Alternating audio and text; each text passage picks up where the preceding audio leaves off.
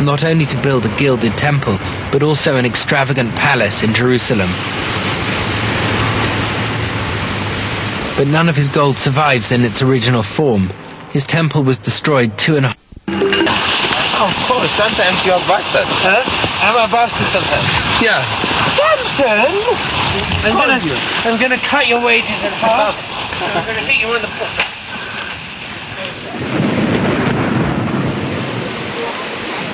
I've been to more than 30 African countries, and Ethiopia ranks among the lushest. It's hard to reconcile the downpour of the rainy season with our image of a famine-struck desert.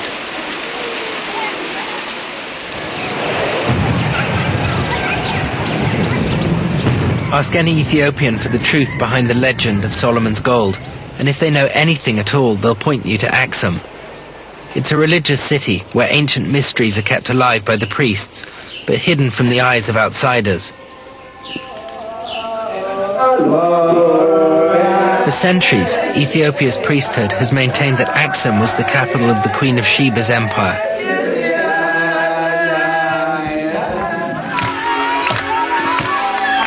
Solomon and Sheba had a son who became emperor of Ethiopia. From him, all the nation's emperors were descended, right up until the last, Haile Selassie.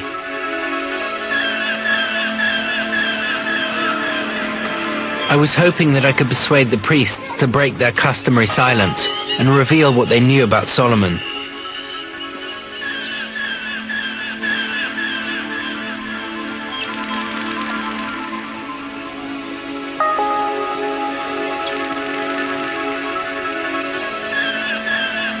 For 3,000 years, they've managed to convince Ethiopians that they're the keepers of the Ark of the Covenant, which was stolen from Solomon's temple in Jerusalem. Can you say we'd like to talk to the priest, please? The priests were happy enough to show off their cabinet of curiosities. They claimed that some of the golden crowns were 1,600 years old, but start asking about Ethiopian history and they get nervous.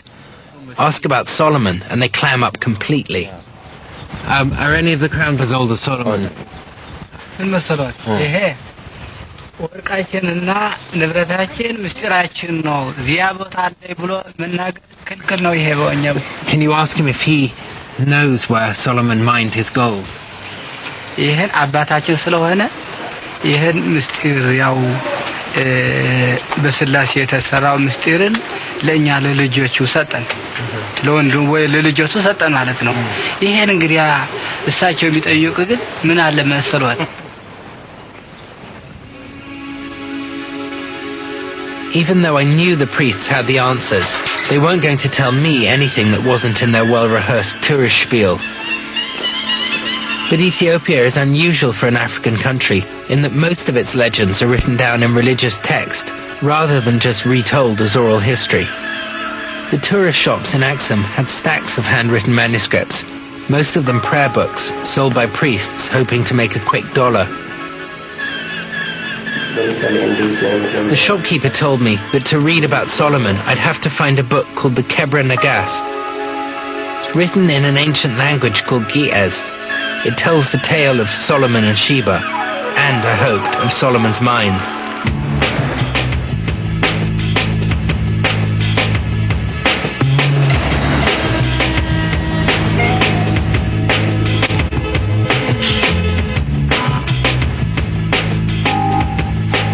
This most sacred of books is kept in the isolated monastery of Debradamo, 5 hours' drive east of Axum. Perched on a flat-top mountain, Debradamo has guarded its secrets for 1,500 years. A legend says that it was founded by the Syrian saint Abuna Aragawi.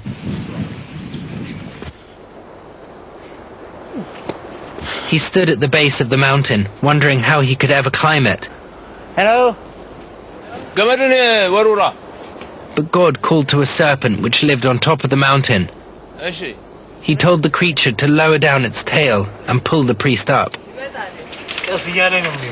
Samson, you're going first, whether you like it or not. Good. This is a bit of a manky old rope. They make it from the animal. They make from the animal skins. Okay, go. Should I push your bottom up? Samson, I'm doing all the work for you. God. It can't be that hard. Go. Oh. Does anyone ever fall? Yeah. Which one do I hold? Only this. But he pulls this. Yeah. No. Samson, can you tell him to do it very slowly and gently? Because I want to enjoy it. I'm in no hurry, Samson. Samson, tell him to do it slowly. Do small. Okay, slowly. Wait. This is so difficult. Wait. Tell him what wait means. Okay, hang on, wait.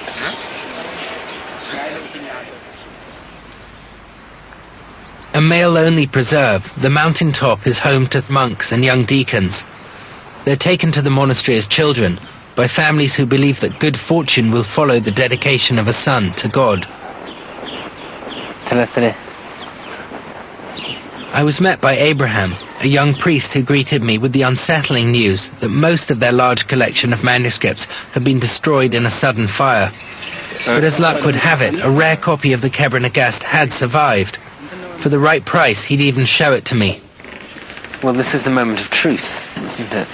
Days of travel and a perilous climb up a sheer rock face, and at last I was about to see the Kebra Nagast. A book that could actually provide a link to Solomon's gold. Is this Kebra Nagast? Kebra Nagast now? Yes. Kebra Nagast. It is? Can you show it to us? It's wrapped in an old... Yes, you know. Oh. Yeah. Oh, and this is written in Ge'ez? Yes, good later. Yeah. Can you tell me what it says about Solomon? ንጉሥ ሰለሞን የሚለውን ሊነግሩኝ ይችላሉ? ስለ ንጉሥ ሰለሞን እንጃ እኔ አልፈልግም እኮ Can he read us a little bit from the book? ከመጽሐፉ ትንሽ ያነቡልናል?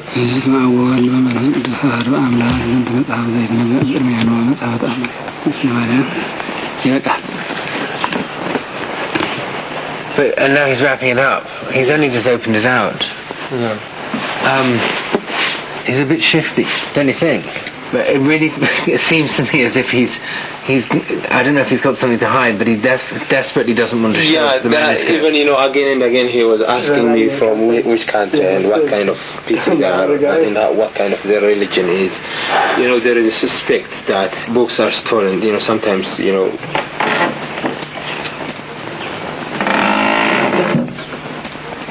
I saw a senior priest trudging around here somewhere in a yellow hat. He was at the door when we were in there.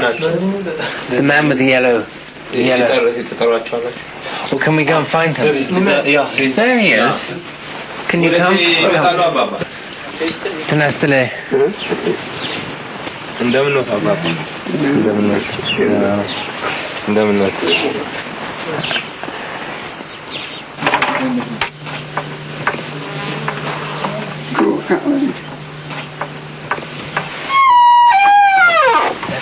Every is locked and double locked. Oh my God. This is like a storeroom. Do they have any manuscripts in here?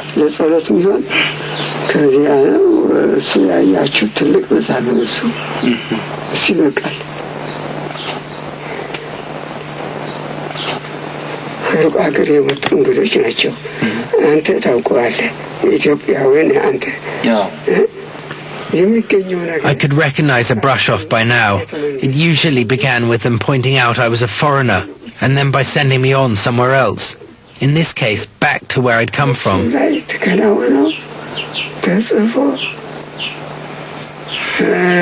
የተቀመጠ ነው ቤተ መንግስት ከዚህ ሄዳች መረዳት ነው እንጂ እኛ ደካሞች እንደዚህ ጨልፈ በመካ ይሆናል